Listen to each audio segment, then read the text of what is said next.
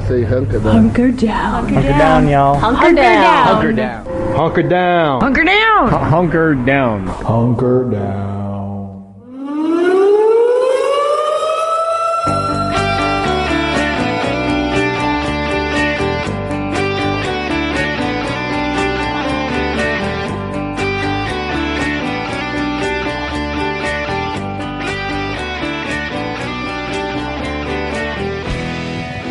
Hey guys, it's Hunker Downcast, episode 9. I'm Alli. I'm back from the dead. Did you miss me? Did you miss me during those 3 hours of Mardi Gras recaps? It was almost like being at Mardi Gras again. Without me? Because I was sick and hungover. Except for that part about Nick's, when you were there. I was there for that. Yeah. Did you like it? Nick's? Yes. It was great. Oh, okay, because we kicked the shit out of it.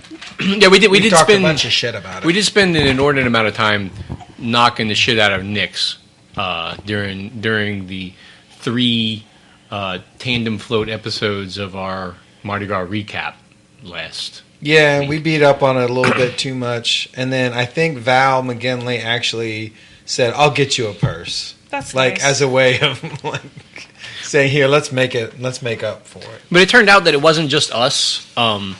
If you I don't know if you read the Gambit's Of course. reviews of the parades, but they also Rex Duke, who must be several different people. He's the scion of the mayonnaise fortune. The Blake Pontchartrain, Matthew Alice type figure. Also wrote about Nick's saying that they were they had kind of overstepped their something about how they had too many floats or they were too big for what Too their big parade for their was. britches. Too big for their britches, yeah. I think that's a bunch of hogwash. I enjoyed it. Oh, it was fun. I thought it was great. I've also made this one. It was all right. It was. He said, and I was like, ooh. He said their fronts of their floats didn't match the back of their floats. They did say that. And I was like, burn! Wow. Damn. Well, the front of this legislative session is probably not going to Is that a segue? match the back. Wait, we haven't introduced ourselves yet. Who are we? Well, Alli is back from the dead, so that's Zombie Alli. Zombie Alli. Zombie Alli. Zombie Alli. Resurrected. Jesus Alli. Let's not say her skin's not decaying. Would you rather be Zombie Alli or Jesus I Alli? think I'd rather be a zombie. I kind of thought. Jesus. Engineer Pat's pretty into zombies. Oh, I just said that. Zombie Jesus Alli. Okay. Well, Zombie Jesus Alli. She's on the Twitter as at Allison_DeYoung.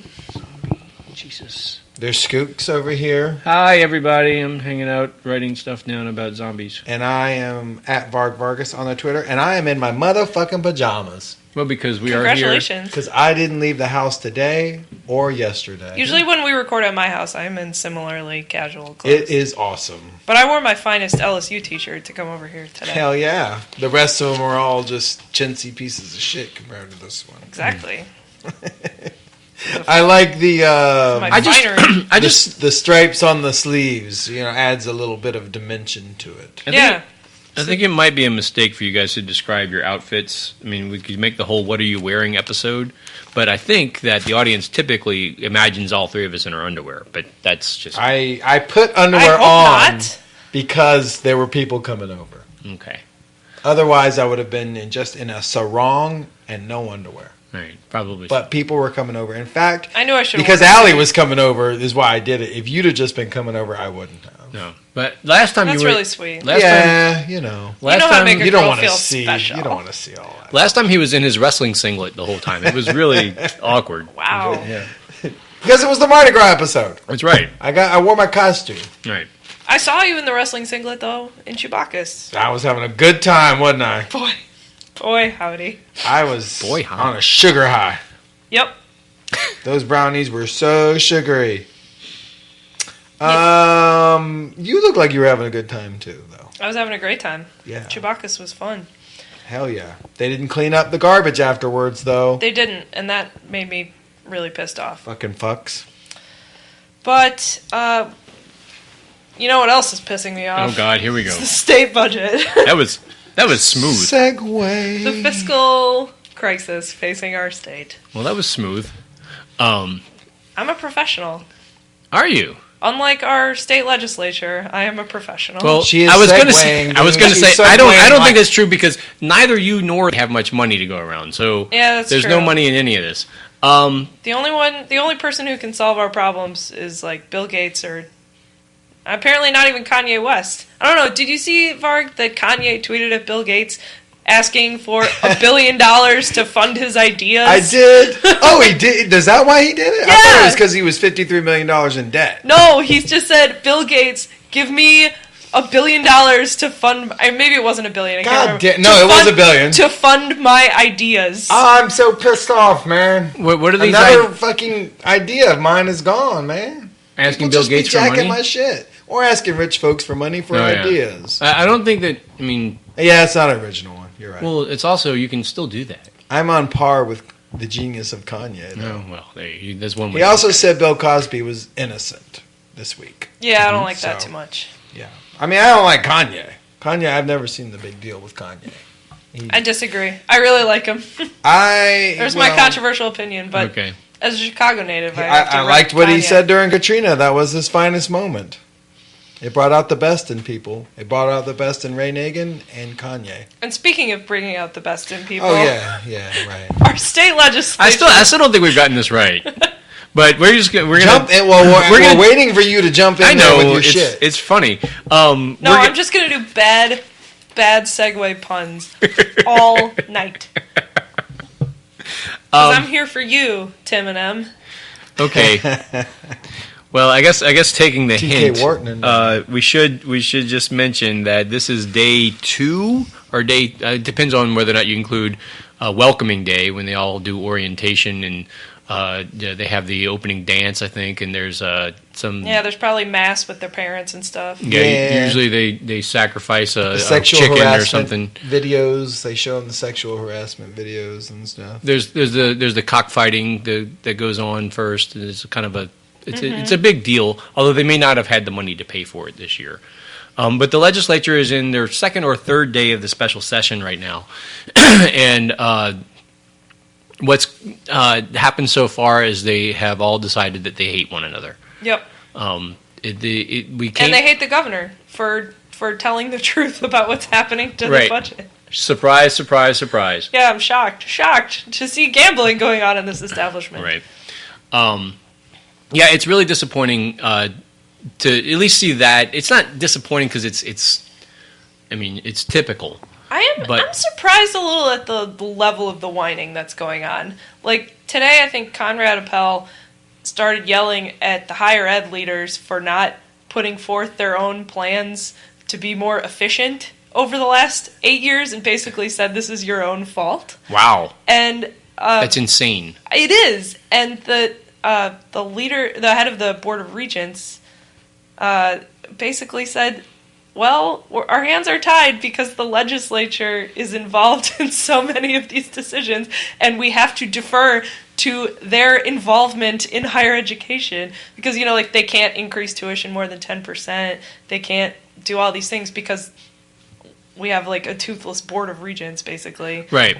Because the legislature runs the schools, Right. and everybody knows this. The legislature specifically sets how much tuition can go up in a given year. I mean, in order to raise tuition at all, which we don't want them to raise tuition, but in order to do this, the legislature has to pass a bill that's saying that you can do this by X amount. So much of what they would want to do, or what basically, it was just disingenuous because, like, so much of what Conrad Appel was saying, was yelling at them for not doing, are things that those powers are actually reserved for the legislature. Right. It was ridiculous. Right. It made me so mad. And then, in addition to that, of course, they're so dependent on TOPS now.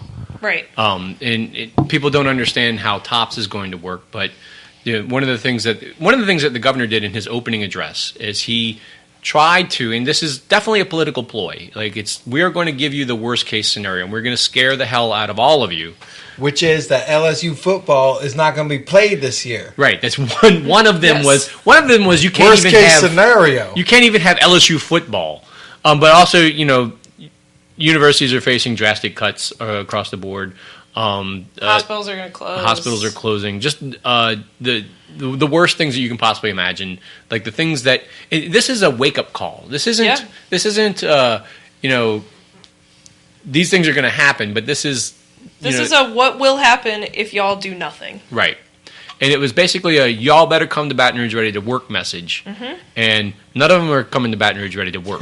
No. Instead, they're coming to Baton Rouge ready to posture, and it's because just because of the way politics works nowadays, they're trying to put together a more independent legislature based around the idea that now the state parties have to reflect the way the national politics works. And this isn't something that's really happened in Louisiana before. Even under Jindal? Even under Jindal, you didn't have, he had the Grover anti-tax pledge.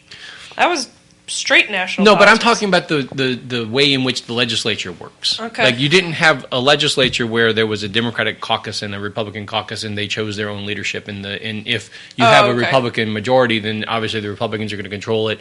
Or usually what happens is you come in and the governor says to the legislature, these are my people, I would like you to put them in leadership positions. And regardless of party, the legislature usually says, okay, and then they figure out a way to work together. Mm-hmm. Now, that's not in the state constitution that it's supposed to work that way, and it may not even be the best way to do things, but it's traditionally what has happened. That's the norm in Louisiana. Our norm-based governance that the Senate Republicans in D.C. are blowing up, and that our Louisiana Republicans in Baton Rouge are blowing up.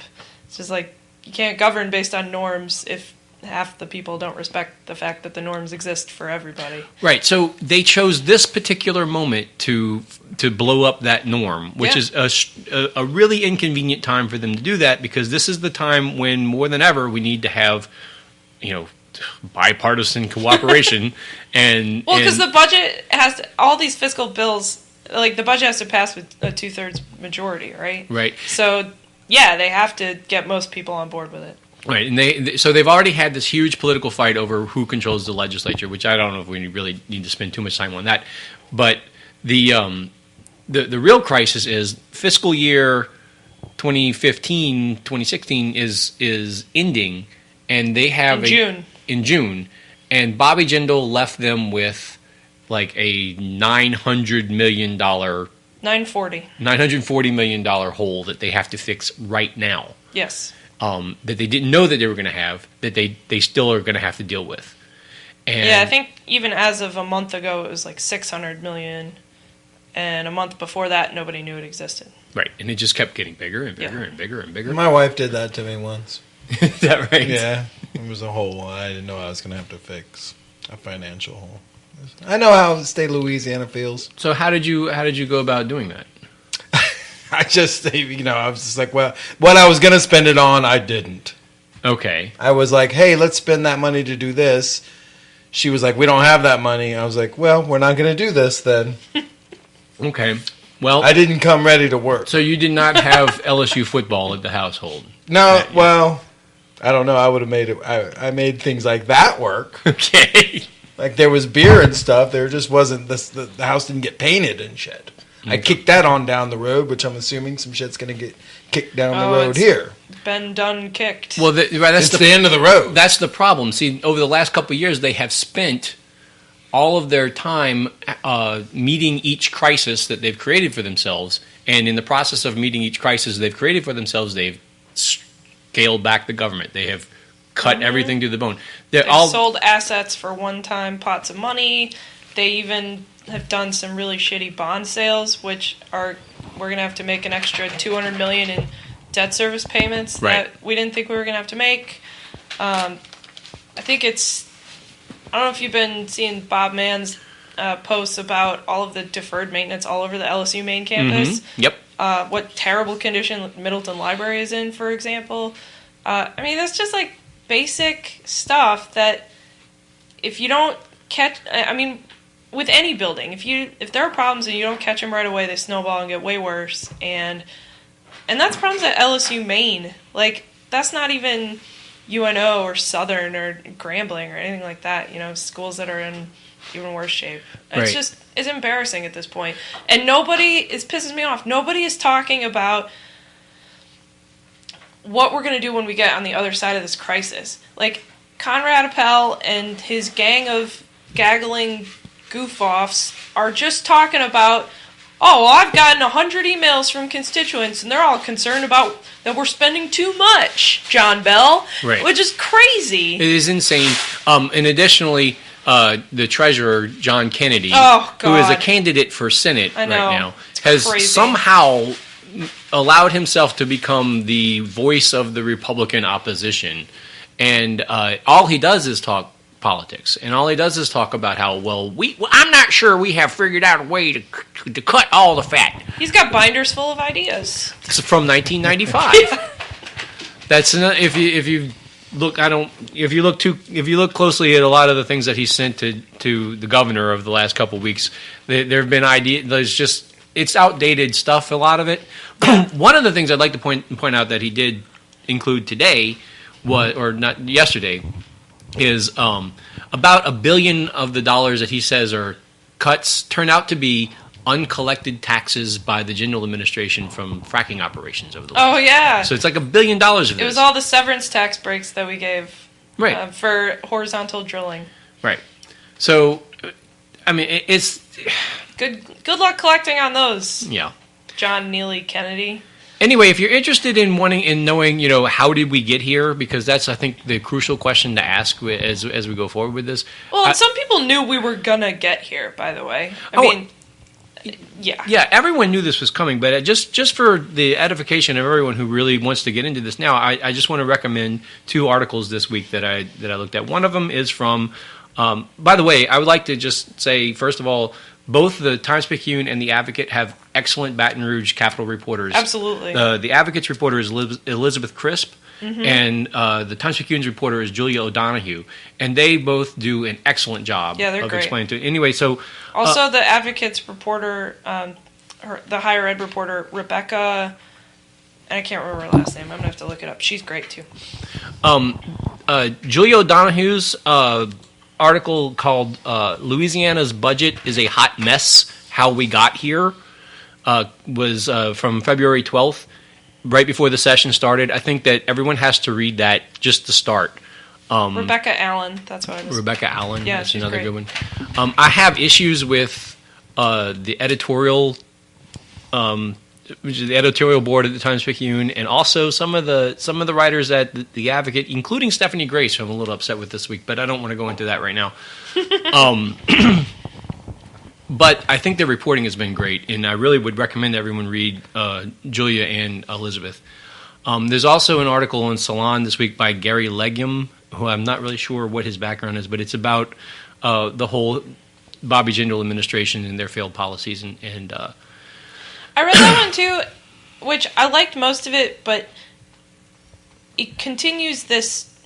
What a lot of national folks have been doing is they hear, "What? The governor's threatening to cancel LSU football? Well, that's just political claptrap." And he wasn't. Claptrap. What they don't refuse to say is that he wasn't threatening to cancel anything. He was stating the conclusion of a series of events which will occur if the legislature does nothing. So if the legislature does nothing, LSU will not be able to pay the bills after April 30th, which means all students will get an incomplete for this semester, right. Which means all of the current student athletes will be ineligible next fall, right. Which means LSU will not be able to field a team. We have to have monies for books and classes in order to put these student athletes... The student athletes. Right, in class.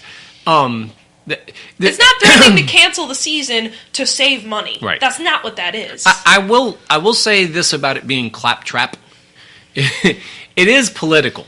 And it's the specific function of it is to get the attention of the people in Louisiana who may not particularly be great fans of higher education, or they believe it's something that they can care about or not, but they do like their LSU football. Mm-hmm. I don't think that was a mistake. I think that they did that on purpose to get everyone's attention. So you saw La Tech lost a recruit this week. I did see that. And so I'm wondering if there's going to be a backlash of people. if this kind of thing keeps happening, and people saying, "Well, Governor, why are you scaring our recruits away with your fear mongering?" It's happening, but it's a calculated risk on his part. But I think it's pretty bold, and I think that the fact of the matter is that they have to go to work, and they have to raise money in the short term, and then they have to raise money in the long term. And in the not as short term. Yeah. Because the next fiscal year is coming right up. Right. And that's a $2 billion deficit. But there's a difference in the tools available to them to close the short gap. Yeah. As opposed to the tools available to them to fix next year's gap. Now, sure. Next year they can go back into the tax code and they can do things like look at some of the special sales tax exemptions on stupid things like Mardi Gras beads. Oh, okay. And other stuff like that. They can look at on guns. They can look at the income tax code, which they have already proposed. Yeah. Stuff that will collect over the next year. When do we get to the part where we legalize weed and close all the jails? Well, that we could do that too. Okay. Maybe that's next year. And that's my point about this. That would get us $2 billion right quick. Right. But my point about this is that the stuff that they can do for next year, they have a lot more things they can do, and some of it is even constitutional. Like there are things that would have to go to the voters and would take a long time to do. Sure. But that doesn't affect the stuff that they have to do immediately. Right. And that's raise $900 million. And that's why you see them proposing things like cigarette taxes, beer taxes, sales taxes, which nobody likes. Right. But they just they're regressive. Cigarette taxes are fine. I'm fine with those. Who cares? It's still a regressive tax, and the point about that is that they have no other option. Yeah. And people need to get over that and deal with that right now, and then next year we'll start to have the next fight. What sort of things are likely to happen first? Like, where will you start to see us lose things? A common person, where will they notice this budget crisis the most? That their taxes are going to go up, or will things actually start? I think the first atrophying, because I read an article that they were going to possibly close Nicholls State and Thibodaux, and yeah, I saw that today. I think the first thing you're going to notice is I think by May your payroll taxes may go up, because one of the things they're talking about doing is eliminating the federal exemption on your state taxes, which, and if you have all that taken out of your payroll tax, then that may change. Another thing that could happen is the sales tax could go up immediately. As far as cuts are concerned, I'm not really sure what would happen first, because they haven't decided what they want to do yet. They've right. just thrown out their worst case scenario, and then they've laid down the gauntlet and said, okay, you guys figure this out, and that's what they're arguing about right now. It's kind of, is it not a ebb and flow of American politics where a Republican sort of gets in there, creates this huge budget deficit, and then a Democrat comes in and has to be the guy who makes us eat our vegetables and raises taxes and such, and then everything gets real good. The pattern that keeps happening. And then I think you've definitely described what's happening now. Yeah, it did happen with Clinton to Bush to Obama. I mean, nationally also. It's in this particular case, and I think that's a decent generalization, but in this particular case, it is specifically a difference between a governor who is lying to you about what they're actually doing, and a governor who is saying, no, I actually care whether or not we have money next year to fix the budget. Here, instead of just continuing to dismantle everything, here's what we need to keep it running, and it sucks, and I'm just telling you the truth right up front.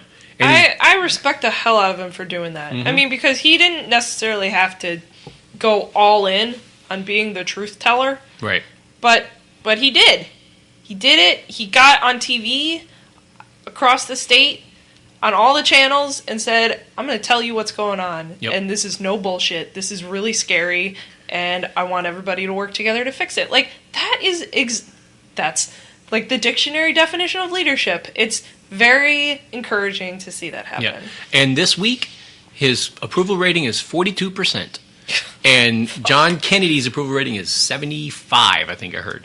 But that's just this week, and that's the price you pay up front. And then later, it comes back around, and we'll see what happens. But oh, God. Anyway. That's so disappointing. It's not, I mean, it's what happens. John Kennedy sounded like a mealy-mouthed bastard in that response of garbage. I would like to just recommend one more thing before we get out of this, and it is a Twitter account. Let me see if I can find it so I can tell you what it is. R.I.P. not Bobby Jindal.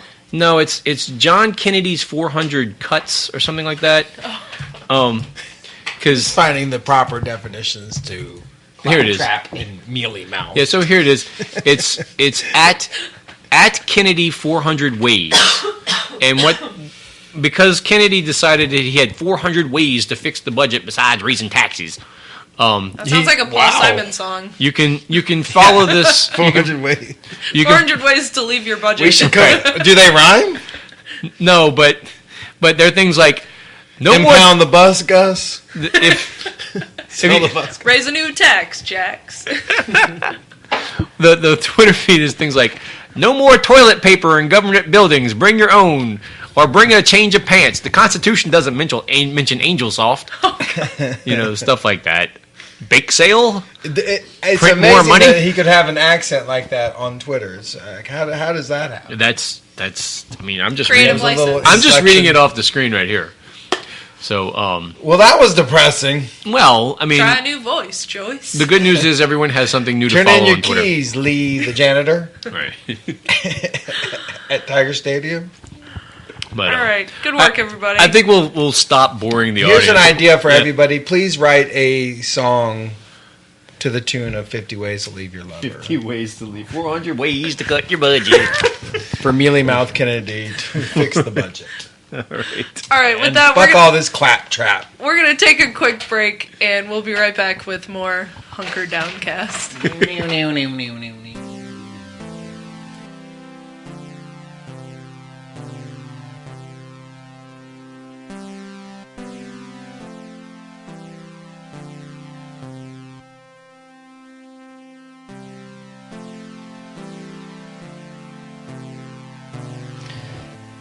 All right, we're back, and we're going to talk about the Superdome, which this week was added to the National Register of Historic Places. Historic Where the Superdome. Saints of football play. Tell us something we don't know, The Saints of everybody. We knew it was historic. football. Well, here's I don't really know if I'm totally 100% behind it being designated an historical landmark. Is that what it is? Yeah. Because first of all, the article says that first of all the LSED opposed it, which is Ron Foreman, which I thought And Doug Thornton, right? Right, I thought Ron Foreman's against it, so this must be good. But then they go into what this means to us is that it might push an extra obstacle and extra expense into doing maintenance on the dome. If we have to do work on it for whatever reason. That's there's what everybody who ends up in any sort of historical status bitches about. Right. That it's going to fuck with them, and that they're not going to be able to do this, or that it's going to cost them extra to do that, or that they can't make fucking changes or some shit. It's just like, fuck off. It's the same excuse that the RTA uses for not upgrading the St. Charles streetcars to have ADA accessible wheelchair lifts. Yes, and it is also a poor argument made by the anti-monument people who claimed that, the general is part of the streetcar line, which the judge thought that was retarded, so they didn't do that. But Boy, they threw everything at them. But my retarded, though. My concern along these lines, though, is Frittata. It's frittata. Yeah. frittata. That's what you can say instead of retarded. Oh, I'm sorry. That's frittata. I hope that they don't come and get me. Eat the whole tot, dude. Don't eat the crumb. No, Come the on, crumb is good, man. Oh, yeah, you need to eat. Jeff's eating I'm some sorry, tater we're tots self-actualizing here right now. So my concern about this, though, before we go further into this, is what does this mean for us when we want to take down the bronze Tom statue? Is that now in historic? I don't think that's part of the building. I think there's a timeline here on the internet at Superdome.com that talks about a statue being added, but it's the rebirth statue. They don't mention the Tom statue. Well, there's a rebirth statue. There's also a statue of Governor McKiffin. There is? Yes. What? Oh, right. Yeah, there's several statues there, actually, right? There's a Louis Armstrong one over on Poitras. I don't know if there's one in the... I'm aware of the McKiffin statue, and I'm aware Is that of on the... Poitras? I don't know if it's on Poitras. I don't know what you're talking about, so... There's one Good work, guys. on Poitras. Okay. I think there's a Louis Armstrong statue On Poitras Street or on the Poitras side of the dome. Okay. There might be. There's definitely a statue of John McKiffin, and there's definitely a statue of Steve Gleason. Which we know intimately. We do know that one. And there's a statue of Tom Benson that needs to come down. And if it needs to come down, and we finally, decide as a populace that it's time to go out there and knock the thing down. Is it now an historical landmark? Is what I'm worried about. Because then we have to have maybe the Monumental Task Committee will sue us if we want to take down Bronze Tom now. But by then we'll have eaten its creamy nougat center. Yay! We got that in there. You can only do that on Easter Sunday. Somebody said something today, which I didn't think really held a lot of water, about how it would be harder for Benson to trying to extort a stadium out of the city/state. But I didn't think that because of the historical designation. I didn't see how. Well, that it means computed. they can't. It means they can't tear the Superdome down. So they would not be able to, for example, tear it down and build a new stadium on the same site. Oh, okay. So there would be another hurdle. Actually, according to the article, the Superdome's listing in the National Register doesn't block any future attempt to demolish it. Oh, really? For the publicly owned building, the listing is mostly honorary. The Register provides an incentive to preserve buildings by giving private developers access to federal historic tax credits. So what this means really is that Centerplate gets some kind of a tax credit from the people who run the concessions there. Centerplate. Why would the concessions get a tax credit? Because they can make an excuse. Well, we need to build like another little counter or something, and we need a tax credit in order to do that. I can just see this. I can see this happening. I think it's more like the next time that the next time Benson says, "Hey, this dome, this stadium is one of the oldest in the NFL. We've reached our limit with it. We need a new stadium." The Superdome people can say, "Hey, no, we can do this complete list of renovations. We can do A through Z over here, and you get federal tax credits for doing them." Okay. I think they're putting in a new replay screen this year. Maybe something like that. Maybe something like that. Those screens would are be terrible. Yeah, they are. They're pretty bad. But it is a pretty historic and significant sports venue, and there's only a handful of stadiums or venues in America that I think really are on par with it historically. Like maybe Madison Square Garden, definitely Madison Square Garden, Wrigley Field, and then I'm starting to draw a blank. Fenway Park. Yeah, Fenway. Yeah, but those. And then I'm starting to, as I go down the list, a lot of those other stadiums have already been demolished or moved. That's true, and the ones that the Rose Bowl, I guess, definitely. Oh, then we're starting definitely. to get into college stadiums, and then the Rose Bowl's iconic for sure. They're venerable. Yeah, the baseball stadiums they don't hold professional football teams. Are like 100-year-old venues. Yeah, which is a little bit different from the Superdome, which is 40. But in NFL, like it's one of the oldest. City-owned stadiums, though, it gets or what is state-owned. It's a state facility. Yeah, it gets the list gets pretty short.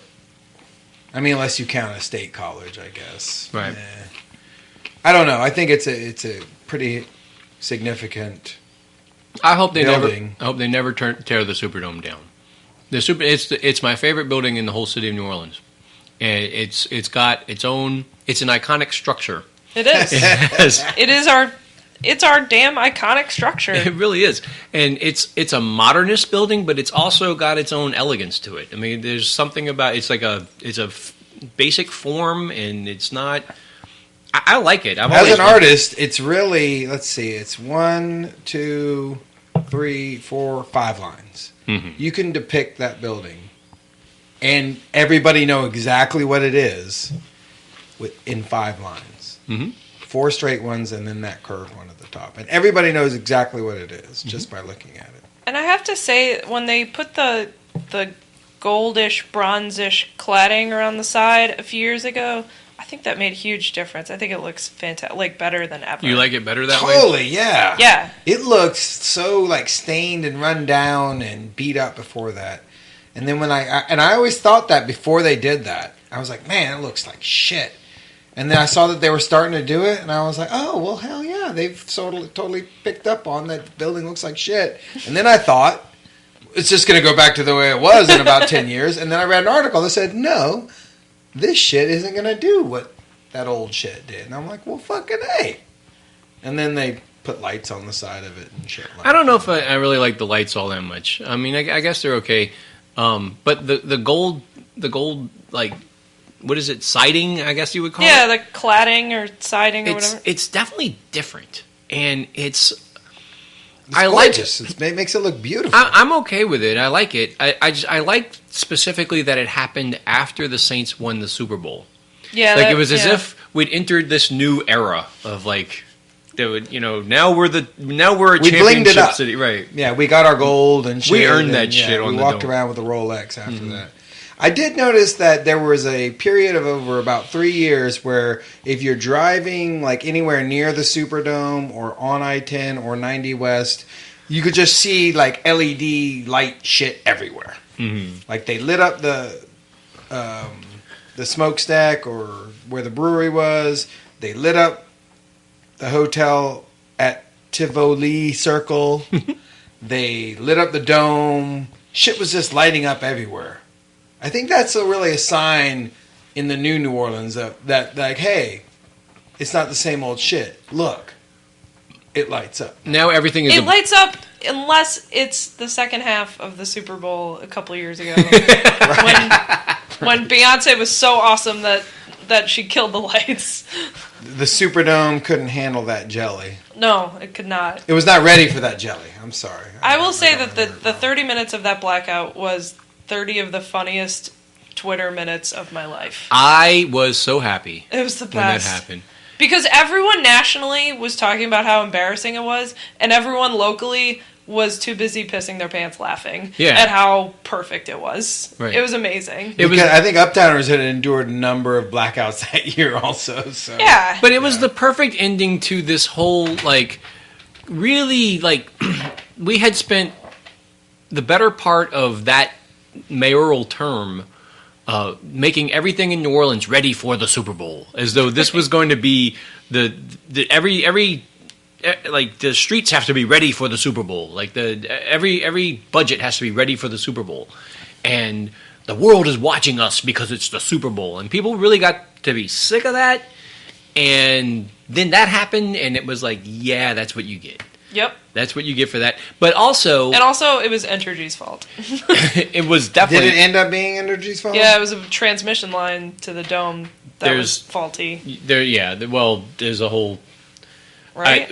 There's a whole story that I kind of know some of that I don't really feel like I can tell right now because I don't have all the details in my head, but yeah. We have a way of doing the opposite of a shock doctrine to push things through. It's not that something bad has happened and therefore we have to push things through. It's that something good is about to happen and we have to push things through. Like the Superdome, the Katrina anniversary, the Tricentennial. There's all these things that politicians in New Orleans can use to say, this is why we have to do whatever. Yeah, people have been doing that for forever, though. It's like a schlock doctrine. Chicago did that with the 1873 World Columbian Exposition. Yeah, and Naomi Klein, get with us. We need to talk about. There's always a level of bullshit to it. It's like there's always a waiting for Guffman happening somewhere, and that's what we were doing, and it just seemed that's appropriate. Why St. Louis built the arch. But it also, like, the thing that we liked about it wasn't that, oh, we're glad you failed, because we don't really see it as a failure. The Super Bowl happened. Like, nothing bad happened. And it was more of a, like, all of this energy was spent in making everything look spick and span. Everything has to look great. Yeah. And in the final analysis, no, you really don't have to be that uptight about things. And we kind of always instinctively knew that. And it was just one of those great moments. Ray Lewis claimed that it almost cost them the game. That it allowed San Francisco to come back. Changed the momentum in the game. Well, so sad. Tough titty. Nobody cares. I also loved it. Yeah, because it was... I almost ate all your tots, by the way. Right? They're for you. Oh, okay. So you don't end up like you did at the end of last episode. Slurring and... One other thing about the Blackout that I really liked was it was kind of ruining the NFL's big party that they just happened to throw in our town. And so it was kind of a reminder to the NFL that, like, nope, this is still our city. Yeah. And we'll have to deal with this mess long after you leave. So, exactly bye. Right. So maybe it was Sean Payton there, like the guy from Airplane, like pulling the plug. He's like somewhere in a room in the Superdome. He pulls the plug. I think people were... Fuck you, Roger! Yeah. People were actually passing that meme around on Twitter while it was happening. I think that was... It was a very fun time for NOLA Twitter. What other fun things have happened in the Superdome over the years? I know I would be remiss if I didn't mention the 1981 Sugar Bowl in which Georgia won their sole national championship with Herschel Walker. Hell yeah. And even though they beat Notre Dame for that, I can't even hardly be mad at them because Herschel was so good. George Bush's dad got the Republican nomination in the Superdome. Yeah, George Bush was nominated in 1988 in the Superdome, the Republican Convention in New Orleans, which was the last national convention to happen in New Orleans. So that happened. Didn't Pope John Paul do a mass in the Superdome? Yes. Yeah, so John Paul II came to New Orleans and did a youth rally / mass in 1987, which was the first year that the Saints ever had a winning season and or made the playoffs afterwards. Aww. Thanks, Pope. And yeah, there are people to this day who will tell you that the Pope magic broke the curse, So. Muhammad Ali beat Leon Spinks, and Roberto Duran said no mas to Sugar Ray Leonard because he was kicking the shit out of him. Mm-hmm. WrestleMania 30 was there, and that set the attendance record at the Superdome. Yeah. It is the most people who have ever been in there. There were also a couple of... I think there was an NBA attendance record while the Jazz were playing. They would put them there, and they kind of like juiced up the... Because you can have 70,000 people go to a basketball game. I know for a fact that they set records for NCAA basketball... I think either at an LSU Georgetown game or at some other, maybe in a Final Four. But because they've had Final Fours. There have been Final Fours. There's been mad Final Fours. The Final Four where the Indiana won on the Keith Smart jump shot from the baseline. I don't know if you guys know that one. That's a famous Final Four in New Orleans. The Final Four where Michael Jordan's in North Carolina team won. Oh yeah, that was in New Orleans. That's what's up. Sean Payton killed that dude's grandma. Sean Payton did a lot of things. In the Superdome. Yeah. There was a fire in the rafters one time, and a guy beat it with a rug to put it out. That was one of my favorite times. I wasn't actually at that game. I was like 13 years old at the time. But this is like a Saints 49ers game where there's a halftime show where they have fireworks, and somewhere up in the on the catwalk at the near the roof, one of those things goes and set something on fire. So, like when they come out for the second half, there's you can see on camera there's some guys looking up at it, and then suddenly, eventually the game stops and then it falls, and then some guy has to run out and like put out the fire on the old plastic AstroTurf, which I don't know if that ever really recovered from that. Right. That spot may have been. Did it contribute to anything later in the game? Like somebody? No. I only know about it because you posted the video of the YouTube video of it one time on Twitter. It sounds like the Dome is a resilient venue. It is. Not to mention the numerous Super Bowls it's hosted and other events. Katrina? Yeah, the Superdome hosted Katrina. Let us not forget it was the epicenter. The NFC Championship that we won. Yeah. Yes. You were there. Yeah, and now you're getting into the territory of things where I've actually been there to see, and I mean, I've been there when I was a kid. We played, our high school team played there a couple times, and that was a good nice. thrill. Big Crusader. There were some college baseball games that I've seen there. I've seen a major league exhibition baseball game there. So you've seen 3 sports at the Dome? Yeah. Well, there was a soccer game too. Oh no, 4. 4. Yeah. We watched the women's national team there. Yeah, we did this year. And then of course the iconic. And there was a stat about that they lost for the first time in 130 something. Yes, we saw the U.S. national women's team lose. Historic. That was a great moment. Mm-hmm. It was a great moment we were there for. We broke the streak. And all the great Saints moments from the last 10 years or so we've been there to see, which have been really great. I mean, starting with the Gleason game, on up through the NFC Championship against Minnesota. Yeah, it's great times. We love the Superdome. Anthony Mackie yelled at me in the Superdome, as we learned last time. Great hunker downcast moments have happened there. Yeah. Not always in section 617, but we saw a cockroach there. We've got our personal moments. Mm-hmm. Yeah. It goes on and on. We don't even have time to get into it. We don't. In fact, should we take a quick break before we come back and do No, Are you not entertained? We need to keep going because we need to. Well, look at the list. Alli has the list. I have actually. the list. I Do you want to talk about Beyonce's video, Varg? Yes, I want to talk about. You Beyonce's guys mentioned video. Beyonce a little while ago. I figured y'all were going to go right. I love into that video.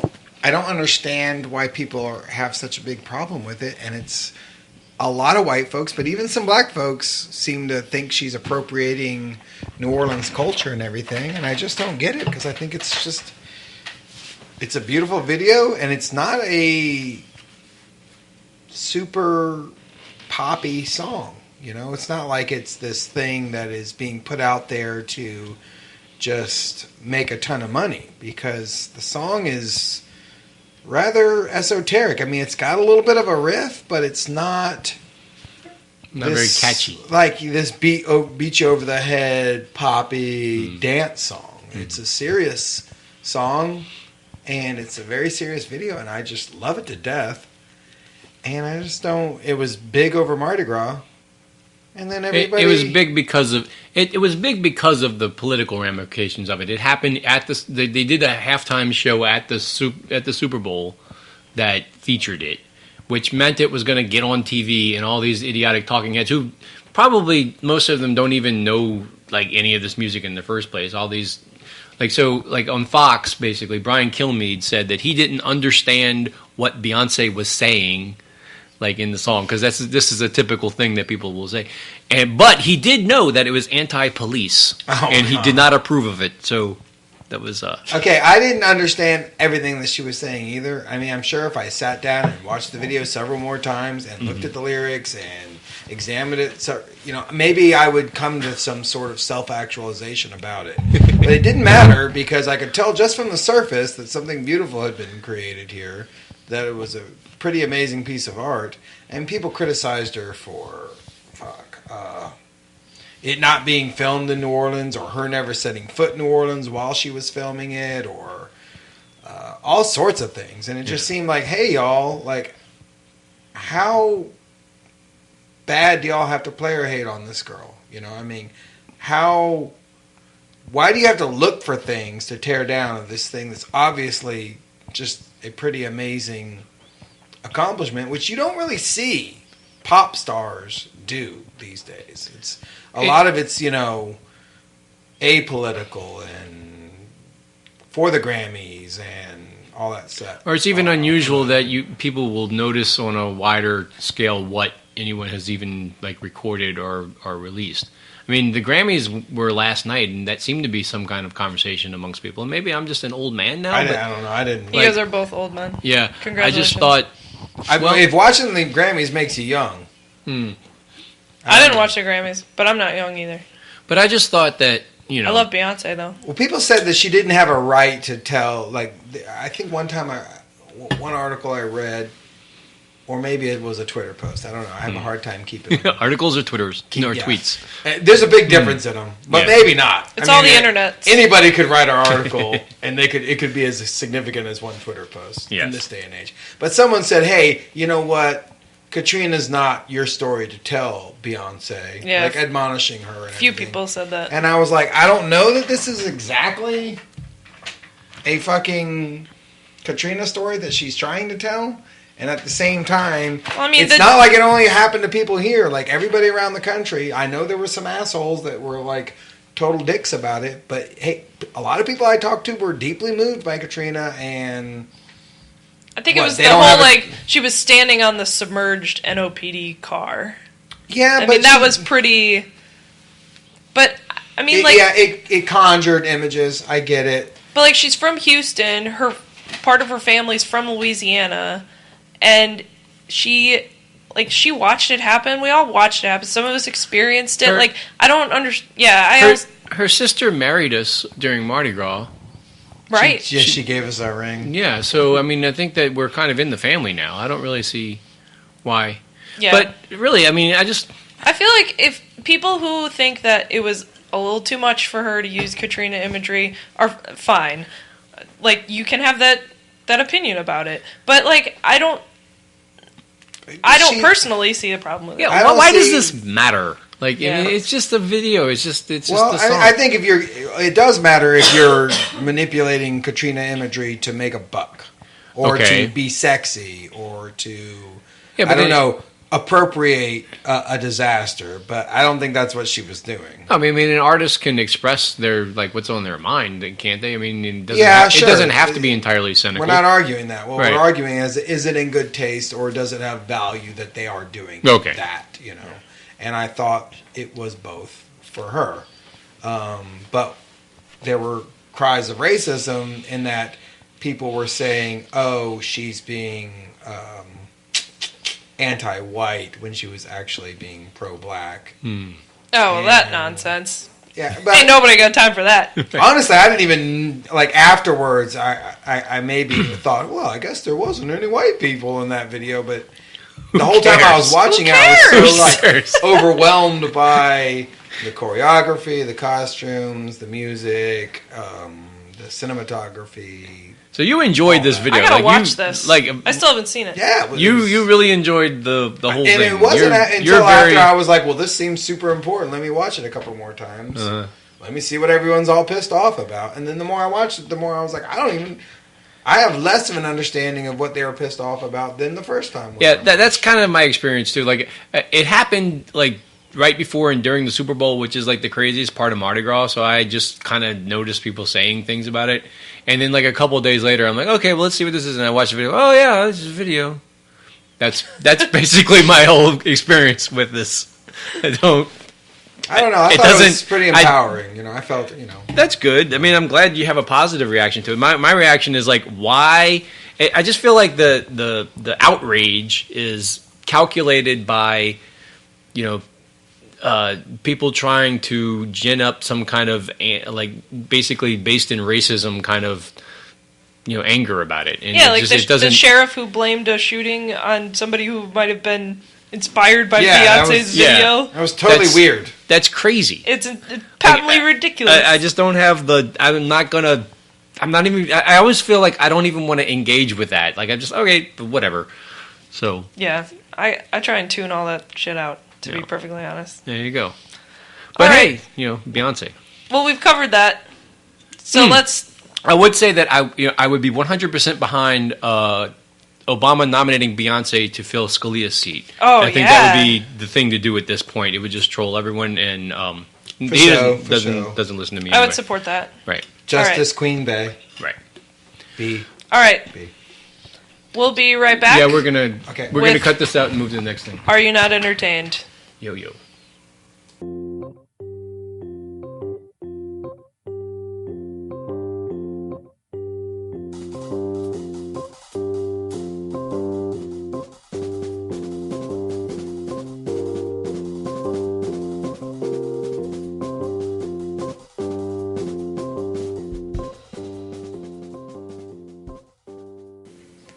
Are you not Entertain! I forgot. That's entertainment. I don't know what we're calling this segment anymore. This is you just said it. It's I think we should definitely change it from a stupid Russell Crowe movie to a badass Morrissey / The Jam song. okay. Or possibly, yeah. So I wish here- Steppin' Out were available. So here we are with our new segment. Stepping Out's available. Why is it? That's entertainment. Peggy Scott LaBorde does Steppin' Out. Oh, I mean, so it's available, but it's not like something that we could just. It has a brand. Ah. All right. Well, let me tell you how I was entertained. On Sunday, I went out to New Orleans East to Mary Queen of Vietnam Catholic Church for the Tet Festival, which is the the New Year, the lunar New Year. This is at least the third or fourth year in a row you've done this. Oh, I go every year. Yeah. I love it. I usually try and go. I usually end up going by myself. I usually try and go a little early so that it's not super crowded, although I failed at that this year. It was very crowded. People are starting to learn. Well, I went later in the afternoon. Usually it starts right around like 11 a.m. And so if you go then, it'll be a little more thin, but it definitely fills up. And I had a great time. The food is amazing. They have these things called, well, I can't remember their Vietnamese name, but they're basically bananas, like deep battered and fried. Fried bananas. They're fried bananas.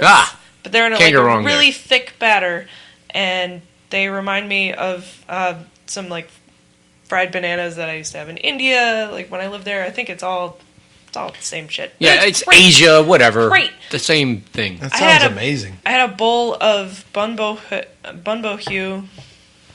I don't know how you pronounce it.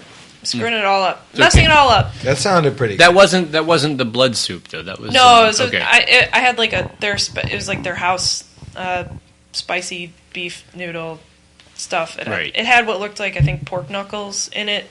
God, why did I not go? I didn't eat those, but yeah, there was blood soup available. I didn't order it because it was like $20, and I knew I wasn't gonna have more than a couple bites, and I didn't feel like wasting it. Because you were full, or because maybe by that point I was full, but I also didn't know if I would like it, and I was, like I said, I was there by myself, so I didn't like have people to like have food adventures with. And I didn't make any new friends. Also because I want to make an observation, because I want to yell at all the white people who went to Tet Festival, because they all were dressed like they were going to Bonnaroo. B-A-H? Bon Mi Aru. Right. Bon Mi Aru. By which I mean they were wearing garbage clothes that looked like they had just come out of a thrift store of some kind.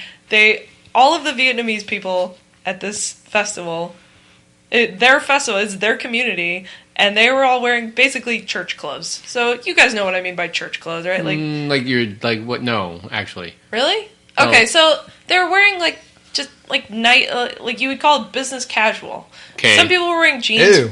Some people were wearing jeans, but mostly like just looking nice, presentable things that you could wear to like slacks or shirts, or the kids were all running around and having a good time. The kids are all covered in silly string and stuff. But all the white people looked ridiculous. Like in what way? Like white people, I guess. I don't know. It's serious. They looked more ridiculous than white people normally like look. Bywatery. Ew. Like I'm gonna wear, tiny. I'm a man, and I'm gonna wear tiny shorts and an enormous, oversized flannel shirt, and my hair is gonna be all over the place, and I'm gonna smell really bad, and I'm just gonna walk into somebody's community festival that and not even like just take care to like.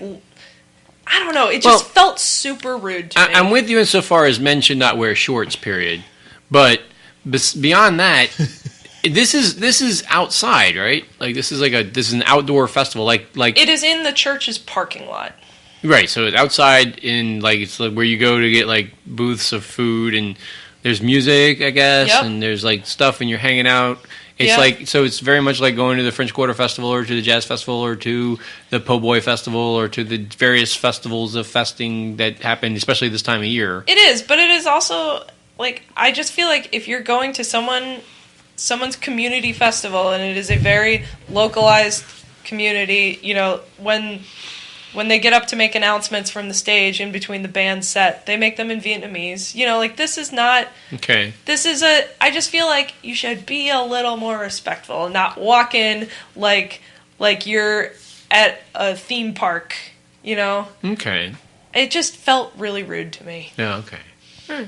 I don't know. I always try not to make a big fuss. I don't know. No. I go, I have a good time, but by having a good time, I mean I try and act like I don't know. I pay attention to what other people do. What are the norms at this festival? We talked about norm-based governance earlier. I don't know. I just try and blend in, and some people just go and they act loud and obnoxious, and I think I don't know. Were they doing loud and obnoxious things like being frittata and stuff like that?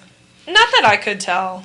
Oh. Most people, I mean... They just looked like they had the potential to. Did you wear your church clothes, or did you have, what did you wear? I wore this jacket. Okay. And that looks legit. It's got anchors on it. And I think black pants and shoes. Okay. So, yeah, I wore... All right. So you were not, like, no shorts or anything like that. No, and it's not like a no shorts thing. It's just try not to look like you rolled out of bed after doing coke for 5 straight days. Okay. Dope. So it was a hipster invasion, and you weren't too cool with that. Right. Yeah. You had this little thing that you went to for a couple years, and now you're starting to sense, hey, the hipsters have found out about it, and they're sneaking around and with their stupid little shorts and stuff like that. And you're I like, don't fuck mind you. that. I don't think anybody minds that people go to it. I'm just saying, don't treat it like a theme park, because it's a community festival and a community that you're not from. So, just be nice. Right. Dress conservatively. Yeah. Not even conservatively. When God, you go, I mean conservatively for like what I mean is like when not you go conservative like yeah, but when you go to Village de l'Est, which is, you know, what is that? It's a neighborhood. That's the neighborhood. Yeah, but Yeah. I mean, I've been there a lot of times and never really felt like I needed a passport or was going to visit some other place. It was just, you know, just there. Well, they're going to show up everywhere, so get used to it. Man. I had to talk a friend of mine out of going to Eunice next year for Mardi Gras. He was like, "Yeah, I'm going to go out to Eunice next year for Mardi Gras Tuesday." I was like, "Look, don't do that. Just stay here. It's all right. It's fine. You don't got to go invade somebody else's Mardi Gras because you saw that it was cool on Treme or something." Oh, I see what you Mardi Gras here is cool enough. Just why would you want to leave? I mean, the reason that you would do that is if your friends invited you there to do that. No, right? he was going to go do it anyways. And Oh, I he was just just like, leave them, let them have their shit out there. Yeah, that sounds right. Because you're just going to fuck it up. That sounds You're being there, you're not going to add to it, and you're just going to fuck it up. Right. And maybe that's what these guys were doing. They weren't adding to it. They weren't doing anything to add to it except maybe spend money. Yeah, it could be. It could be that I am completely overreacting to this, and that this is the clearest sign among many that I'm getting super old, because this is totally a kids get off my lawn thing. But it's like, I don't know. Well, I mean, I think brush your hair before you leave the house. I think this is a thing that's always been one of your favorite activities, and now you kind of feel like there's a lot more people showing up there than there used to be. And again, I'm fine with people going. It's just I just want people to not treat it like. They were looking dumb, is what It's you, not I like got it. it's not like French Quarter Fest though. It's not. It's Okay. different than that. I feel like because Okay. this is a communities fest. It's not like they're advertising it heavily. It's not like So Chris Owens wasn't performing? no. Have you ever been to the Crawfish Festival in Chalmette? Mm-mm. Oh man, you go down there and those people do not wear their church clothes, Oh, I bet. but they have Different rules down It's in in a the parking lot and they've got the same setup, but I don't know how. If I went down there, I don't think I would wear my good jacket. You know what I'm saying? Well, do you want to hear what I did? Yes. Sure. I did Anything- actually 2 things. Anything to get me to stop talking. I about know I didn't mention this before, but I also went to Mosca's out in Avondale. Oh yeah, you got to do it at least once. Fine. I've done it several times now. The first time I went there, Carville was there, Oh god. which was it was strange to see him so far out on Highway 90. But I saw him walk by, and I thought to myself, "Is that James Carville?" And he's one of those people where you like, no, you don't think, is that, was that, you don't mistake him. And this time, there was a big party going on. I mean, and not by party, like organized. It was like everybody in there was having a good time. Somebody dropped a bottle of champagne. It exploded. Everybody in the room got peppered with champagne. What? There was 2 people. Did it make a loud noise? Like it yeah, sounded and then like- everyone was just like, whoa. Because if you're in Mosca's, you might think that there's something else going Somebody on. getting shot. Yeah. Right. So- Right. There was a table next to ours that was just covered with martini glasses, and the people were getting wasted. There were 2 twins having dinner next to us. Does Uber go to Mosca's? I'm sure it does. It was fun.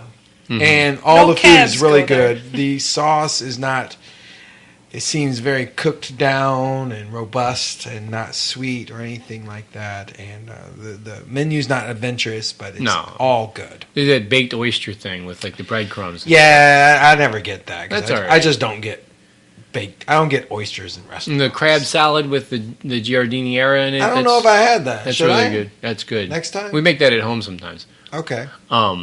Yeah, I want to ask you though, why is it that there are it's just this thing where people see James Carville in restaurants everywhere. Maybe he Like dines it's out just, a lot. Like I've seen it. I saw him at Mondo like last year. And I was like, damn. there's James Carville. But like it just seems like Maybe Mary don't cook. probably not. Maybe he don't either, you know? They But just like just- to... It I might just be feel like from there needs to be a being in chart. Washington so long and so many things were done over, after the business was done, and so much more business was done over dinner. Maybe he's just in that sort of mindset still. Okay. I also Mosca's saw and then what? Hail Caesar at the Prytania Oh, good. on Sunday night. It was a off film Oh really? for the Coen brothers. Oh, that's yeah, disappointing. not super great. The acting was good. The cinematography was good. The sets were good. The costumes were good. The story was just a little blah. But Seems like it's 2 or always 3 good to go to the Prytania. It's a great little theater to see a film. 2 or 3 in a row from the Coen Brothers that are kind of off, though, right? Like, Yeah. I had high hopes for Inside Llewyn Davis, and that doesn't seem like that Well, really came I off. haven't even. I think the last one I saw was A Simple Man or An Inside Man or whatever that one was. Mm-hmm. They've been off for a little while now, but I've heard that television show they're doing is that Fargo television show is really good. I need to watch that. All right. Yeah, Fargo gets good reviews. I mean, I would love to see it. I just need to shell it out. I have noticed this about the Prytania. You could walk right in there. They don't.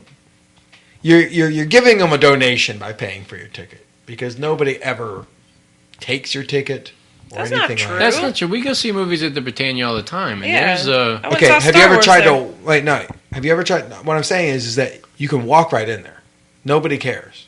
Like you could just walk right in. Oh, and you go mean sit you down. could just not pay and Yeah. walk? Nah, I don't Like know. you're- That depends. No, trust me. I Okay. saw it was. I was every time I've been there.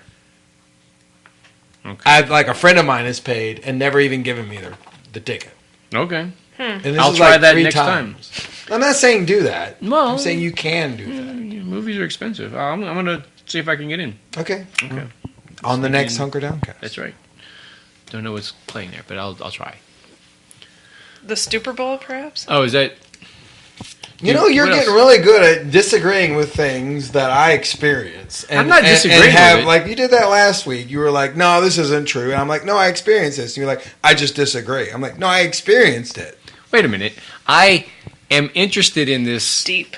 thing now. I mean, I'm going to attempt to take Okay, advantage well, I'm of going to this call them and say, watch out for this guy. of He's this trying to- of this pointer that you've given me. Like I It's feel not like a pointer. I'm saying you're a dick if you do it. oh, so don't But do you that. can't. Anybody who is a dick could easily do Okay. it. 'cause Well, in I that was case, I'm watching going to keep an eye out for people doing it or the possibility of it bust it. happening. All right. it. Okay. I'm just trying to learn is what I'm trying to do. Okay. Okay. So what's That's all I did. That's I mean, all I you- did other shit, I'm sure, but I don't remember what that. all right. Sounds good. Fuck Hail Caesar. Ah, that's a shame. I'm really disappointed in that. I don't know what other movies I want to see now. I want to go see Star Wars again. Okay, let's go do that. Okay. I think Star Wars has been mentioned in like Every every episode. Hunker Downcast since it's come out. Maybe before. It was definitely mentioned last week. Yeah, it definitely came up. What else is going on? Oh, so me. Yeah.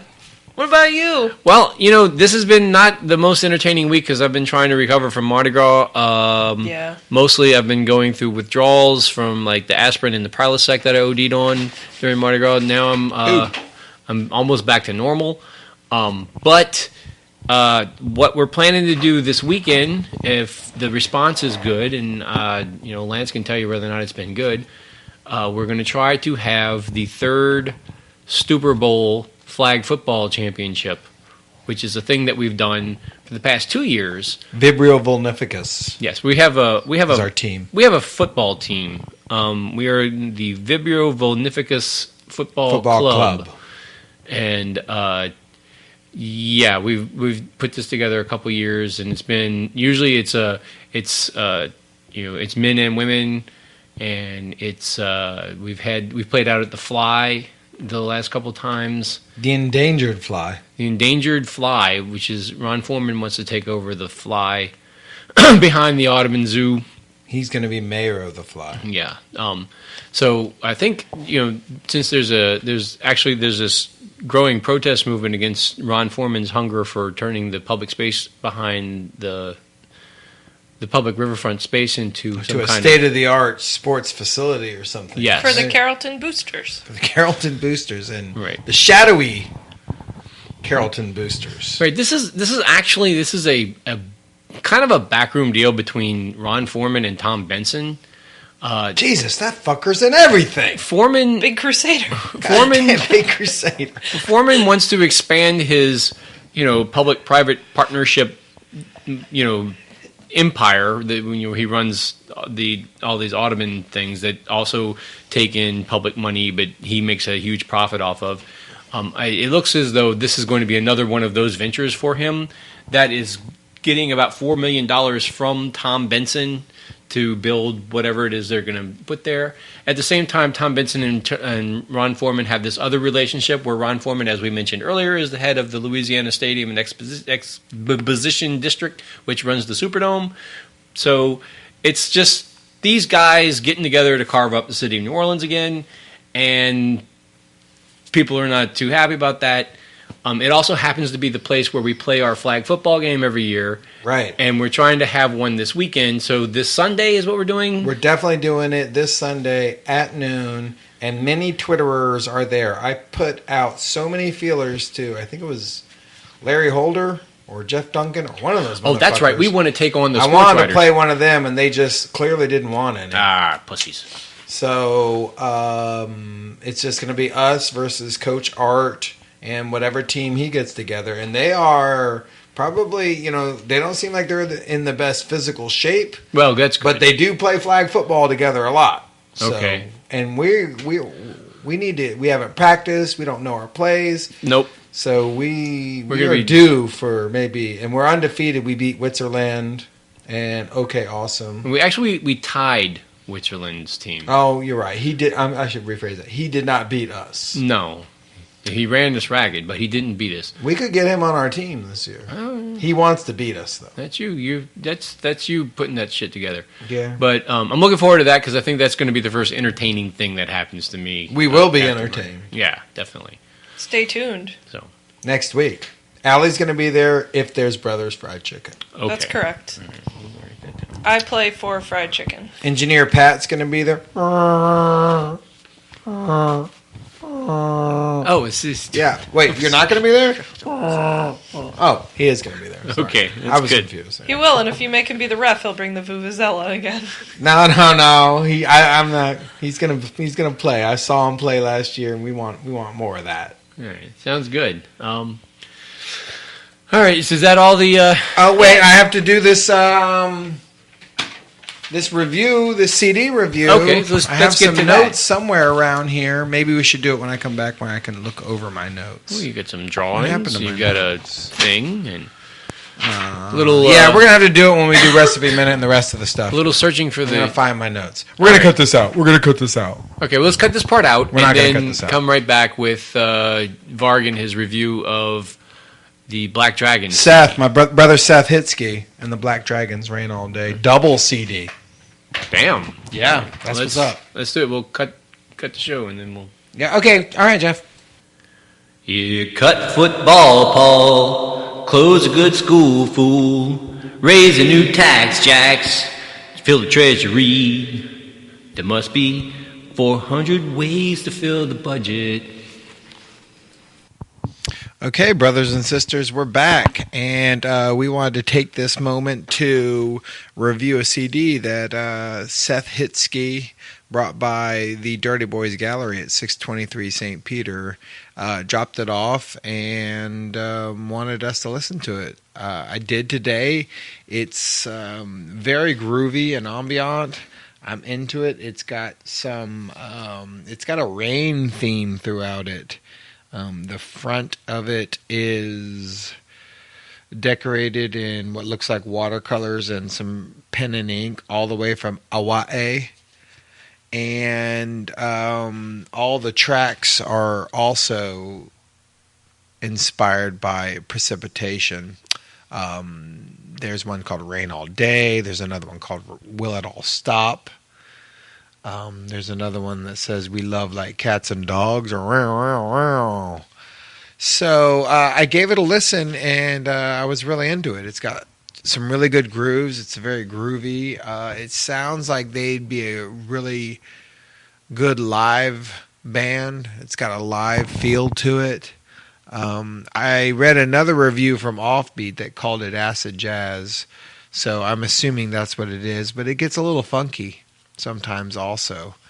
I think the guitar player is Mr. Brandon Brunius, who very well could be related to Wendell Brunius, who plays at Dos Jefes on Chapatulas with Tom Hook. Always a good show when those two fellas are there. I am often entertained when it happens. The keyboards give it an 80s feel, which some people may think would be like passe, but a lot of kids weren't alive when the 80s were around today, so it's actually a retro feel. And I myself, even though I was alive, I like to hear a little new wave sound to it, and I think the keyboards in this CD give it that. It's a very full CD. There's some instrumentation throughout, but it's not crowded. The tracks start out a little slow, a little down-tempo, moody, and then they get a little bit, they pick it up a little bit in the second and third tracks of the CD. And then there's another CD. It's a double CD, as we mentioned earlier, and the second one is a little looser, and I wanted to say that it ends in a very mellow ambient track that, as I'm getting older, I'm starting to appreciate the slower grooves. You know, maybe it's because time is slowing for me, but as many good CDs end with a ballad, so does this one. And I thoroughly enjoyed it. We've been playing the bumper music in the Hunker Downcast throughout this episode, and I've really been enjoying it, particularly this last track, which is called Muchos Domingos con mi Renita, which means, I guess, many Sundays with my whatever Renita means. Must be love. Must be someone he's sweet on. But it's a beautiful track. It's my favorite out of all of them. There's an organ in it. I'm not sure if it's a Hammond B or not, but it sure sounds like one. It's a very untroubled track with a carefree guitar slowly weaving it all together. And I really loved it. And we'll be continuing to use it as bumper music as long as the Hunker Downcast shall live. Thanks, Seth. I wish you could tell us somewhere you're playing live. Maybe we'll go check it out and include it in a "Are you not entertained?" or "That's entertainment" segment in the future. And now here's Jeff with the Recipe Minute. Okay, so now it's time for, I guess, the Recipe Minute. which is best sound effect we could have this time. So anyway, so this is just red beans. This is what we do on Mardi Gras Day every year, so I figured we would run through this exercise for everyone's benefit this time. It's just 2 pounds of red beans, so stop me if you've heard this one before. What we do here is we start this, we start this a couple days before Mardi Gras Day, because everyone knows that the best red beans are actually reheated red beans. So it's a good idea to have them done in advance anyway. And it also helps to have them done in advance so that you don't have to spend all day Mardi Gras Day worrying about whether or not they're sitting on the stove and they're going to, boil over or scorch or anything like that while you're out dealing with parades and crap. So the smart thing to do is start to soak them overnight on Sunday. Just you take 2 pounds of red beans, throw them in a pot, cover them with water, let them sit overnight. Then the next day on Monday, after you're done watching Orpheus and all that bull crap that you don't really want to think about, as we talked about last time, you walk in from that and you just you throw together your red beans real quick and let them cook. The way that works is you start by draining the red beans that have soaked, and you throw into the pot your sausage and some butter. You just you brown your sausage and you let the oil and everything kind of coalesce at the bottom of the pan, or at the bottom of the pot. Then you take that out and you add to that some pickle meat. Because I'm doing 2 pounds of red beans, I actually had, 2 pounds of sausage this time and 2 pounds of pickle meat. So it's a lot of pork. It's a very pork-intensive soup that we make for Mardi Gras Day. So after that's done, you pull out, you leave the pickle meat in, and in the bottom of the pot that's got all the juices from the various meats and the butter, you just add to that some chopped onion, some chopped celery, some chopped bell pepper, and some garlic. So it's Trinity plus garlic. And you let that saute down, and once that cooks down, you add the red beans back to the pot. You give that a few stirs. You start to season that with just the regular things that you would expect. This is really simple. Salt, pepper, red pepper. And since we're using pork, and when God made pigs, he went right ahead and made thyme because he needed something to put on it. So you got just a lot of thyme. You can add other herbs if you want to, but that's usually what you want the most.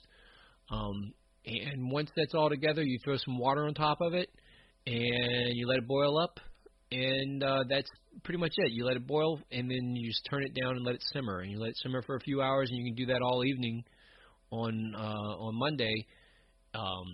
Once that's done, you take it out and put it back in the fridge. Let it do whatever it needs to do overnight.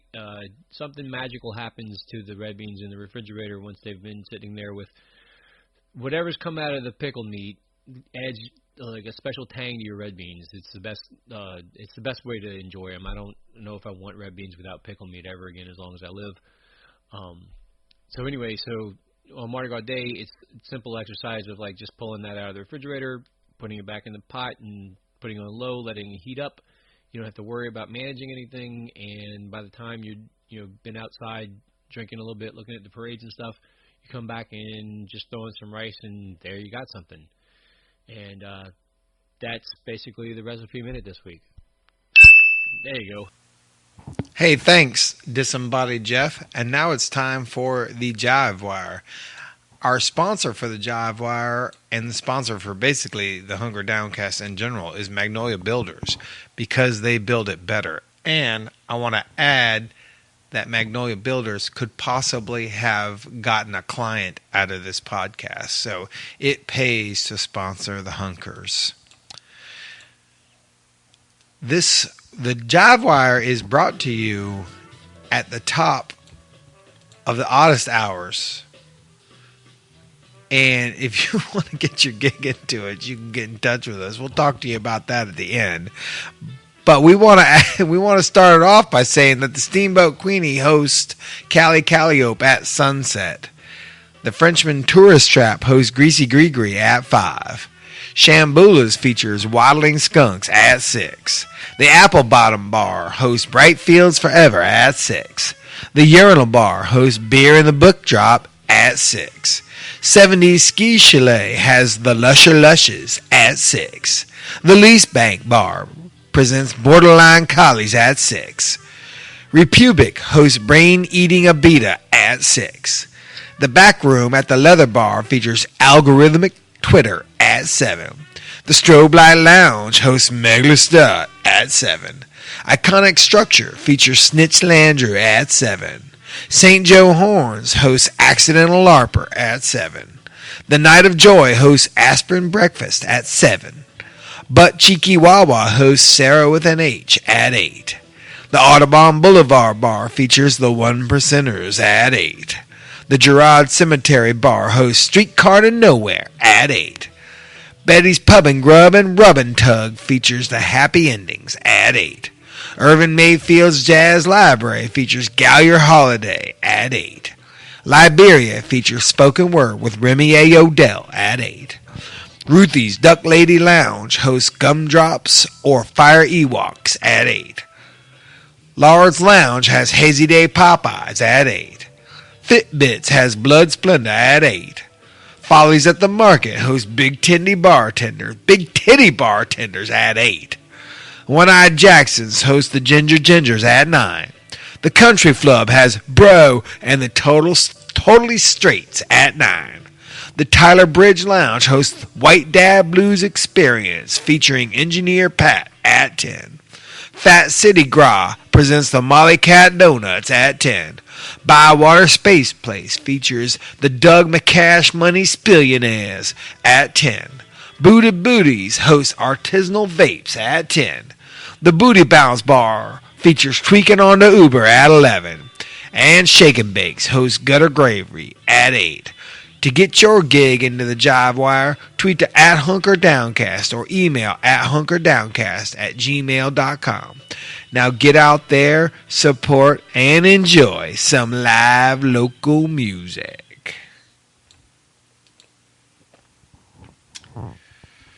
So that's it for us tonight. You may have noticed a little bit of a different cadence down near the end, and that's because after we did that reverby take on 50 Ways to Leave Your Lover in a salute to the budget crisis of Louisiana, I did what I had done previously when I was the sound engineer, and I left the reverb on. So we recorded an entire segment that wasn't a whole lot different than the segment you just heard, except it sounded like it took place possibly in the seventh dimension. So that's why you don't hear Alli anymore. She's lost somewhere in the sixth dimension, and why Jeff sounded a little off. It's because we recorded this last segment with no one in the room. It's not ideal, but you know, Ed Wood did do an entire movie with Bella Lugosi without him in it, with just a cape over his eyes. So it can be done. Granted, that movie is regarded as one of the worst movies of all time. But we are going to provide for you the segment with the reverb after this, if you want to hear this episode in its most legit form. It's going to be provided as a DVD extra to episode 9. In lieu of Jeff and Alli, and in utter shame, because it was me that left the reverb on. And it wasn't even just a simple mistake. It was a mistake that I've clearly made twice. I've taken a Sharpie and written some things on the soundboard, hopefully, so that I don't remember it. I don't forget it again. But that's why the end of this episode is so lonely and without the other hunkers. But we will see y'all next week, hopefully, if we can get it together. I don't see any reason why not. And this will be episode 10. Maybe we'll do a retro episode where we look back on the whole 90 days of us recording podcast, a instant nostalgia episode, perhaps. But until then, I'm sorry for this disjointed ending, but we all love you all. Thanks, Tim and Dim. Much love. Good night.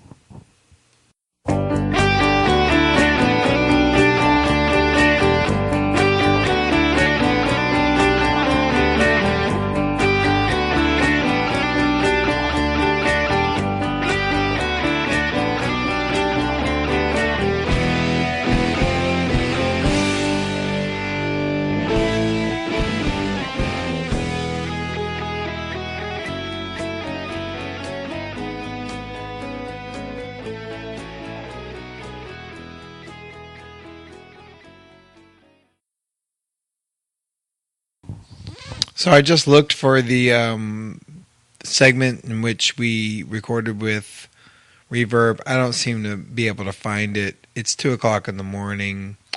This is just you're gonna have to accept this as your after the credits scene. I don't know where that shit is, and it sounded like we were in the seventh dimension anyway. So, night.